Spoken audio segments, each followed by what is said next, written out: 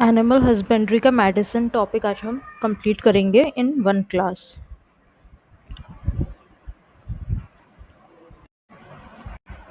तो medicine topic में ज़्यादा एफर्ट नहीं लगेगा क्योंकि मोस्टली मेडिसिन सेम है जो ह्यूमंस की होती हैं, हमने मोस्टली सुनी हुई है, वही मेडिसिन एनिमल्स के लिए है, ऑलमोस्ट सेम। तो पहले एंटीसेप्टिक्स देखते हैं। तो एनिमल्स में एंटीसेप्टिक्स जो हैं जैसे कि बोरिक एसिड, डिटॉल, लाल दवा और आयोडीन, तो ये एंटीसेप्टिक सबको पता है, ठीक है। और डिसइंफेक्टेंट्स जो एनिमल की प्लेसेस हैं जहाँ वो रह रहे हैं उसको डिसइंफेक्ट करना है तो उसके लिए हम यूज़ कर सकते हैं फिनॉल, फिनाइल, चूना, लाइजॉल। तो ये हो गया एंटीसेप्टिक्स और डिसइंफेक्टेंट्स, ठीक है। एंटीसेप्टिक हो गया बोरिक एसिड, डिटॉल, लाल दवा या पोटेशियम परमैंगनेट जिसे कहते हैं, आयोडीन। और डिसइंफेक्टेंट्स फिनॉल, फिनाइल, चूना और लाइजॉल। ये यूज़ करते हैं हम किसी भी प्लेस को डिसइंफेक्टिफाई करने के लिए। फिर एंटीबायोटिक्स देखते हैं। एंटीबायोटिक्स जो बैक्टीरिया के लिए यूज़ करते हैं हम, जिसे बैक्टीरियोस्टेटिक भी कहते हैं। तो ये नेम्स भी हमने सुने हुए हैं एंटीबायोटिक्स में, पेनिसिलिन, स्ट्रेप्टोमाइसिन, क्लोरमफेनिकोल, ठीक है। तो यही एंटीबायोटिक्स हो गए। एनिमल्स में हम एंटीबायोटिक क्या देंगे, पेनिसिलिन, स्ट्रेप्टोमाइसिन, क्लोरमफेनिकोल। फिर अगर एनिमल को डाइजेस्टिव प्रॉब्लम्स हैं तो उसके लिए हम पर्गेटिव्स यूज़ करेंगे। पर्गेटिव्स में अगर प्रॉब्लम ज़्यादा नहीं है तो हम लाइट लेक्सेटिव दे सकते हैं। तो इसमें हम देंगे ईसबगोल। ईसबगोल एक लाइट पर्गेटिव है, ठीक है। फिर अगर प्रॉब्लम उससे थोड़ी ज़्यादा है तो उसके लिए हम सॉफ्ट पर्गेटिव यूज़ करेंगे, जैसे कि मैग्नीशियम सल्फेट, सोडियम सल्फेट, अरंडी का तेल या अलसी का तेल। और अगर प्रॉब्लम और ज़्यादा है उसमें तब भी ठीक नहीं हो रही है डाइजेशन प्रॉब्लम, तो उसमें फिर बेरियम क्लोराइड या क्रोटॉन ऑयल यूज़ करते हैं, ठीक है। तो ये याद रखना कैटेगरीज पर्गेटिव्स में, लाइट ईसबगोल है, soft magnesium sulphate, sodium sulphate, अरंडी और अलसी का तेल। और जो फास्ट पर्गेटिव्स हैं वो है बेरियम क्लोराइड और क्रोटॉन ऑयल। फिर एस्ट्रिंजेंट्स। एस्ट्रिंजेंट्स का मतलब होता है जो ब्लीडिंग को रोकने के लिए यूज़ होते हैं, ठीक है। एस्ट्रिंजेंट्स जो हैं वो ब्लीडिंग रोकते हैं।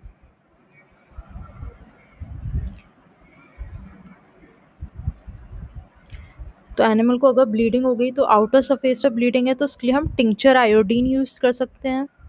और इनर इनर वुंड है तो उसमें कत्था, अफीम या खड़िया का इस्तेमाल कर सकते हैं, ठीक है। फिर एक्सपेक्टोरेंट क्या होता है। एक्सपेक्टोरेंट एक्सपेक्टोरेंट मतलब अगर कोई म्यूकस प्रॉब्लम है एनिमल को, म्यूकस आपको बाहर निकालना है एनिमल के अंदर जो जम गया है, तो उसके लिए एक्सपेक्टोरेंट यूज़ करते हैं। उसमें अमोनिया या वोलाटाइल ऑयल, जैसे हम विक्स यूज़ करते हैं वैसे ही एनिमल्स में ये यूज़ करते हैं, ठीक है। जो विक्स का काम होता है ना, वही एक्सपेक्टोरेंट का काम होता है। अमोनिया वोलाटाइल ऑयल जो है वो एक्सपेक्टोरेंट है, ये म्यूकस एग्जिट करता है एक्सपेक्टोरेंट।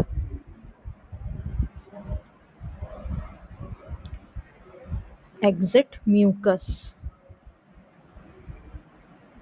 अमोनिया वोलाटाइल ऑयल ये काम करेगा। फिर एंटी एक्सपेक्टोरेंट्स देखते हैं। जो एक्सपेक्टोरेंट काम कर रहा है उसका उल्टा काम करेगा एंटी एक्सपेक्टोरेंट। ये म्यूकस अगर बहुत ज़्यादा उसका रिलीज़ हो रहा है, उसको रोकना है तो उसको जमा देगा एंटी एक्सपेक्टोरेंट। इसमें ड्रग्स यूज़ होते हैं मोस्टली, जैसे ओपियम और बेलाडोना,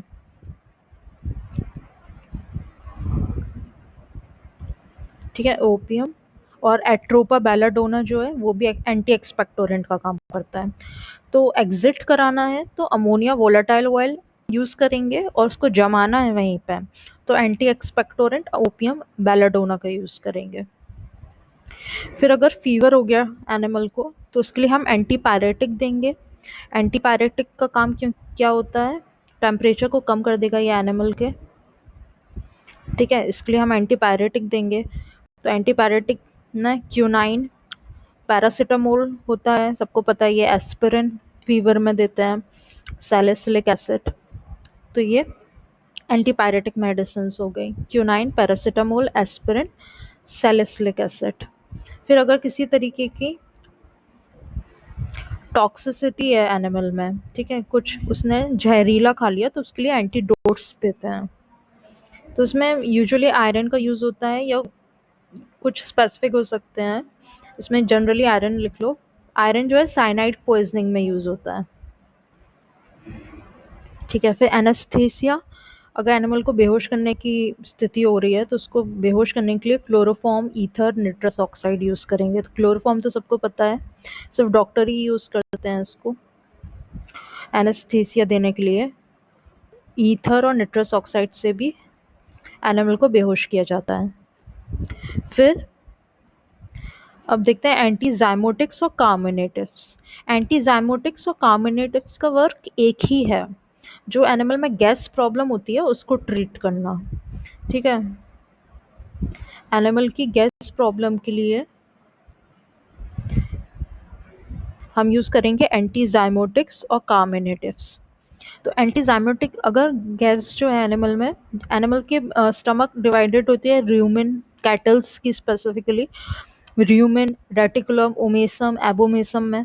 तो अगर गैस जो है एनिमल के र्यूमेन पार्ट में हो जाए स्टमक के लिए, तो हम एंटीजाइमोटिक का यूज़ करते हैं। और वहीं गैस अगर एबोमेसम में है तो हम कार्मिनेटिव्स का यूज़ करेंगे। ठीक है, तो ये रूमिनेंट एनिमल्स में यूज़ कर लेंगे एंटीजाइमोटिक्स, जैसे गाय वगैरह। और कार्मिनेटिव्स एबोमेसम में अगर गैस है तो एबोमेसम किसके पास होता है? नॉन रूमिनेंट्स के पास सिर्फ एबोमेसम होता है, जैसे कि हॉर्स, डॉग, पिग, डोंकी, इनके पास जो है सिर्फ एबोमेसम होता है और स्टमक का कोई और पार्ट, रूमेन, रेटिकुलम, ओमेसम नहीं होता है। ठीक है, तो एबोमेसम जो है नॉन रूमिनेंट्स में सिर्फ एबोमेसम होता है, ये बात याद रखना, नॉन रूमिनेंट्स में।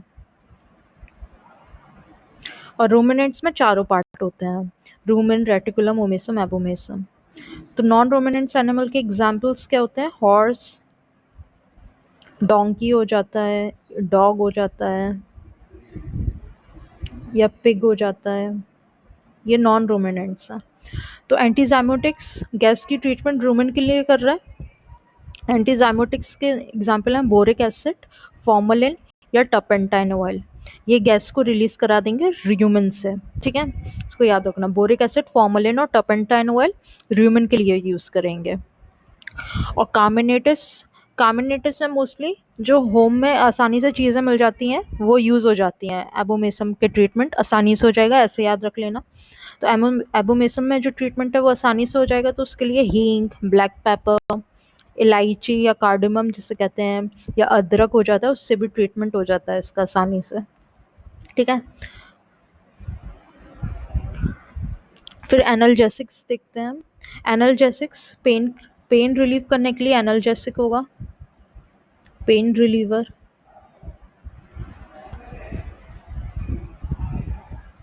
पेन से रिलीफ, अगर एनिमल को पेन है तो एनाल्जेसिक देंगे, जैसे कि एस्पिरिन, लिनेमेंट, कपूर, अमोनिया, इन सब का यूज़ हम कर सकते हैं दर्द को कम करने के लिए। लिनेमेंट, कपूर, अमोनिया, एस्पिरिन। इसके आगे देखते हैं नार्कोटिक्स। नार्कोटिक्स किसके लिए होता है? स्लीप इंड्यूस करना है एनिमल को। ठीक है, एनिमल को कुछ ऐसी प्रॉब्लम है कि उसे नींद ही नहीं आती है, तो उसको फिर नार्कोटिक्स देना पड़ता है या बेहोश करना पड़ता है। तो नार्कोटिक्स का काम होता है इंड्यूस स्लीप, और उसका अमाउंट थोड़ा भी ज़्यादा हो जाए तो वो बेहोश कर देगा एनिमल को। तो नार्कोटिक्स में आते हैं क्लोरल हाइड्रेट, मरिजुआना जिसे कैनबिस सटाइवा कहते हैं, ईथर, निट्रस ऑक्साइड। ईथर, निट्रस ऑक्साइड हमने उसमें भी देखे थे एनेस्थीसिया में, और नार्कोटिक्स में भी ईथर और निट्रस ऑक्साइड है। उसके अलावा क्लोरल हाइड्रेट और मरिजुआना, या जिसे भांग कहते हैं, मरिजुआना जो है वो भांग है, भांग से भी इंड्यूस होती है sleep. Cannabis sativa, chloral hydrate. ठीक है, फिर सिडेटिव, अगर पेन भी है और स्लीप भी इंड्यूस करना है तो दोनों का कॉम्बिनेशन होता है सिडेटिव। पेन के लिए हम एनाल्जेसिक दे रहे थे और स्लीप के लिए नार्कोटिक्स। ठीक है, अब एनाल्जेसिक और नार्कोटिक्स दोनों का काम करेगा सिडेटिव, तो ये कंबाइंड इफेक्ट होता है सिडेटिव में।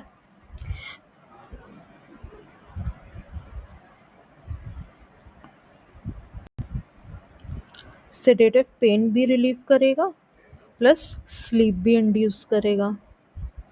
तो सेडेटिव जैसे कि ज़ैलाज़ीन और लिग्नोकेन, इनके नाम याद रख लेना, सेडेटिव, ज़ैलाज़ीन और लिग्नोकेन। फिर हेलमिन्थ्स की प्रॉब्लम हो गई अगर एनिमल में, तो कॉपर सल्फेट यूज़ कर लेंगे हेलमिन्थ को किल करने के लिए। कॉपर सल्फेट नीला तोता जिसे कहते हैं, CuSO4.5H2O। फिर इमेटिक्स क्या होते हैं? इमेटिक्स होते हैं जब अगर एनिमल ने कुछ पॉइजनस या कुछ भी उल्टा सीधा खा लिया तो हमें उसको वॉमिटिंग इंड्यूस करानी पड़ेगी, है ना। तो वॉमिटिंग इंड्यूस कैसे होगी? इमेटिक्स खिला दो, उससे वॉमिट हो जाएगी, इंड्यूस वॉमिटिंग। तो एक एक जो घर में इजीली चीज़ मिल जाएगी वो तो सॉल्ट है, सॉल्ट ज़्यादा से ज़्यादा खिला दो तो उसको वॉमिट हो जाएगी। उसके अलावा कॉपर सल्फेट, जिंक सल्फेट भी ये काम कर लेगा, इमेटिक्स। अब ऑलरेडी अगर उसको नॉर्मली उसको वॉमिटिंग हो रही है, हमें रोकनी है वॉमिटिंग, तो उसके लिए एंटी एमेटिक उल्टा काम करेगा, ठीक है। तो एंटी एमेटिक होता है मैटोक्लोप्रामिड या डोमपेरिडोन, ये वॉमिटिंग रोकने के लिए। मैटोक्लोप्रामिड, डोमपेरिडोन वॉमिटिंग रोकेगा। फिर पैरासाइट्स के लिए,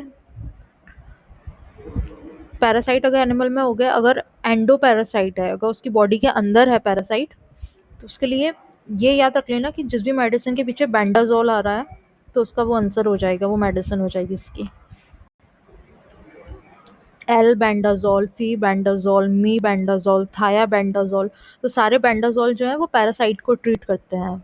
एंडो पैरासाइट को ट्रीटमेंट के लिए हम बेंडाजोल यूज़ कर रहे हैं, ऐसे याद रख लो। और दूसरी दवाई इसमें आइवरमेक्टिन होती है। आइवरमेक्टिन दोनों का काम करेगी, अंदर हो जाए पैरासाइट तो भी, और बाहर है मतलब एक्टोपैरासाइट में भी ये काम करेगी आइवरमेक्टिन, ठीक है। तो बेंडाजोल और आइवरमेक्टिन से हमने पैरासाइट का ट्रीटमेंट कर लिया। उसके बाद अगर एनिमल बहुत ज़्यादा आपका इनएक्टिव है, आपको उसको थोड़ा एक्टिवेट करना है, या हिंदी में जैसे कहते हैं उत्तेजना दिलाना है एनिमल को, तो उसके लिए स्टिमुलेंट यूज़ करते हैं। तो स्टिमुलेंट जैसे कि अल्कोहल, कैफीन, कपूर एक्सेट्रा, है ना। हम भी अगर इनएक्टिव हो तो हम लोग कॉफ़ी पीते, तो कैफीन होता है उसमें, इसलिए तो इस चीज़ से याद रखना कि एनिमल्स को भी ये चीज़ें दी जाती हैं। उसको स्टिमुलेंट्स की तरह कैफीन दिया जाता है, या फिर कपूर और अल्कोहल से भी स्टिमुलेंट का काम होगा। फिर कास्टिक्स, कास्टिक्स जो है माइक्रो ऑर्गेनिजम्स को किल करने के लिए कास्टिक यूज़ करते हैं, जैसे कि कॉपर सल्फेट, पोटेशियम और मैग्नीशियम सल्फेट्स, ठीक है। अब टैम्पनी क्या होता है? अगर टैम्पनी जो है, टैम्पनी में ट्रोकर कैन्युला एक इंस्ट्रूमेंट होता है जिससे एनिमल में अगर गैस हो जाए ना, टैम्पनी होती है अगर जब एनिमल हरा चारा ज़्यादा खा लेता है, ठीक है, उससे उसको गैस हो जाती है। उसको ट्रीटमेंट के लिए ये एक इंस्ट्रूमेंट होता है, वो यूज़ करते हैं, ट्रोकर कैन्युला, इसका नाम याद रख लेना। हरा चारा या फिर ओवर हरा चारा खा लिया उसने, या फर्मेंटेड फूड ज़्यादा खा लिया, तो उस एनिमल को टैम्पनी के ट्रीटमेंट के लिए ट्रोकर कैन्युला यूज़ करते हैं। ये हो गए हमारे सारे मेडिसिन कवर, एक बार रिवाइज कर लेते हैं।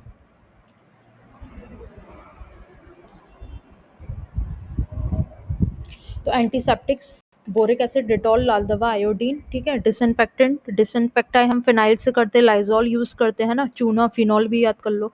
उसके अलावा एंटीबायोटिक्स, बैक्टीरिया मारने के लिए हम क्या यूज़ करते हैं? Penicillin, streptomycin, chloramphenicol. फिर पर्गेटिव्स जो है उसमें जो लाइट पर्गेटिव है डाइजेस्टिव प्रॉब्लम के लिए इसबगोल यूज़ करेंगे। उससे थोड़ा ज़्यादा यूज़ करना है तो आप magnesium sulphate, sodium sulphate use कर लो, अरंडी का तेल, अलसी का तेल इस्तेमाल कर लो। और बहुत ज़्यादा प्रॉब्लम हो गई है तो फिर बेरियम क्लोराइड या क्रोटॉन ऑयल यूज़ कर सकते हैं। फिर अगर ब्लीडिंग हो गई एनिमल को, उसको रोकना है, तो हम बाहर जो है बॉडी के सरफेस पर टिंचर आयोडीन लगा सकते हैं, या अगर इनर वुंड है तो कत्था अफीम या खड़िया से भी ट्रीटमेंट कर सकते हैं। फिर उसमें म्यूकस जमा हो गया एनिमल को, तो उसको रिलीज़ करने के लिए हम अमोनिया या वोलेटाइल ऑयल का यूज़ करते हैं, एक तरीके से विक्स का काम करेगा ये। फिर अगर इसका उल्टा करना है, म्यूकस ज़्यादा रिलीज़ हो रहा है, इसको कंटिन्यूस नाक बह रही है, ऐसा कुछ हो रहा है, तो एंटी एक्सपेक्टोरेंट ओपियम और बेलाडोना दे सकते हैं। फिर एंटीपायरेटिक, टेम्परेचर ज़्यादा है, उसको फीवर आ रहा है, तो quinine, paracetamol, aspirin, salicylic acid use करते हैं, ठीक है। पैरासीटामोल, एस्पिरिन सबको याद रहता है, ये याद रख लेना, क्यूनाइन और सैलिसिलिक एसिड, जो है वो भी टेम्परेचर कम करेगा, क्यूनाइन और सैलिसिलिक एसिड भी टेम्परेचर कम करेगा। फिर एंटीडोट्स जो है पॉइजन के ट्रीटमेंट में आयरन देते हैं, जैसे कि साइनाइड पॉइजनिंग। अलग अलग पॉइजनिंग में वैसे अलग अलग यूज़ होगा, तो उसमें स्पेसिफिक नहीं बोल सकते। फिर एनेस्थीसिया हम देते, बेहोश करना है तो क्लोरोफॉर्म सबको पता, ईथर भी सबको पता, निट्रस ऑक्साइड ये सबको पता रहता है, ठीक है। फिर गैस प्रॉब्लम एंटीजाइमोटिक और कार्मिनेटिव से ट्रीट होंगी। एंटीजाइमोटिक ल्यूमिन में गैस रिलीज कराएगा और कार्मिनेटिव्स एबोमेसम में, ठीक है। ये डिफरेंस है एंटीजाइमोटिक और कार्मिनेटिव्स का। फिर एंटीजाइमोटिक्स जैसे कि बोरिक एसिड, फॉर्मलिन और टर्पेंटाइन ऑयल, ठीक है, ये याद रखना है। Boric acid, formalin, turpentine oil antizymotic है। और कार्मिनेटिव्स जो हैं वो मोस्ट आसानी से हमें होम में मिल जाएंगे, होम अवेलेबल हैं, ऐसे याद रख लो। होम अवेलेबल जैसे कि हींग, ब्लैक पेपर, कार्डमम, जिंजर, तो ये ईजिली होम में अवेलेबल है, तो हमारी कार में अवेलेबल होते हैं ईजिली, ऐसे याद रख लो, ये ट्रिक हो गई इसकी। जो हमारी ईजिली कार या होम में मिल जाए तो वो कार्मिनेटिव्स हैं। और इसके अलावा बोरिक एसिड, फॉर्मलिन और टर्पेंटाइन ऑयल एंटीजाइमोटिक्स हैं, ठीक है। फिर एनाल्जेसिक यूज़ करते हैं हम पेन रिलीफ करने के लिए, तो एस्पिरिन सबको पता, ठीक है। लिनेमेंट ऑयल सबको पता, यूज़ करते हैं पेन रिलीफ के लिए। कपूर और अमोनिया भी यूज़ करते हैं, याद रखना, ठीक है। पेन रिलीफ के लिए कपूर भी इस्तेमाल करते हैं, अमोनिया भी इस्तेमाल करते हैं। फिर अगर स्लीप के लिए हम क्या यूज़ करेंगे, स्लीप के लिए भांग या marijuana सबको पता है, ईथर और निट्रस ऑक्साइड भी ये काम करता। ये नाम याद रखना, क्लोरल हाइड्रेट। क्लोरल हाइड्रेट भी नींद दिलाने के लिए इस्तेमाल होता है, नार्कोटिक है। नार्कोटिक क्या है, क्लोरल हाइड्रेट। फिर दोनों का काम करेगा, सिडेटिव, पेन और स्लीप दोनों इंड्यूस करेगा, तो ये नार्कोटिक भी हो गया और एनाल्जेसिक भी हो गया। नार्कोटिक और एनाल्जेसिक दोनों हो गया सिडेटिव, तो ये दोनों यहाँ नाम याद रखना है। सिडेटिव जो दोनों का काम कर रहा है वो है जाइलाजीन और लिग्नोकेन, केन और जाइलाजीन, ठीक है। लिग्नोकेन और जाइलाजीन सिडेटिव है। फिर हेलमिन्स के लिए हम कॉपर सल्फेट का यूज़ कर रहे हैं। वॉमिटिंग करानी है उसे तो सॉल्ट, कॉपर और जिंक की भी सॉल्ट यूज़ कर लिए हमने वॉमिट दिलाने के लिए। तो अगर रोकनी है वॉमिटिंग तो उसके लिए हम मेटाक्लोरोप्रामेट और डोमपेरिडोन, ये नाम याद रखना पड़ेंगे। वॉमिटिंग रोकने के लिए मेटोक्लोप्रामेट और डोमपेरिडोन, मेटाक्लोप्रामेट और डोमपेरिडोन वॉमिटिंग रोकता है। फिर पैरासाइट्स के लिए हम यूज़ कर रहे थे बेंडाजोल और आइवरमेक्टिन, ठीक है। ये पैरासाइट, पैरासाइट के लिए बेंडाजोल, बेंडाजोल, बेंडाजोल, बेंडाजोल और आइवरमेक्टिन। फिर उसको उत्तेजना दिलाने के लिए इजी है ये, अल्कोहल, कैफीन, कपूर एक्सेट्रा। और कास्टिक्स यूज़ करते हैं हम, सॉल्ट, कॉपर और जिंक के, या लाल दवाई जिसे कहते हैं पोटेशियम परमैंगनेट को। फिर टेम्पनी में ट्रोकर कैनुला इंस्ट्रूमेंट यूज़ करते हैं। ये हो गए हमारे मेडिसिन एनिमल हस्बेंड्री से रिलेटेड सारी।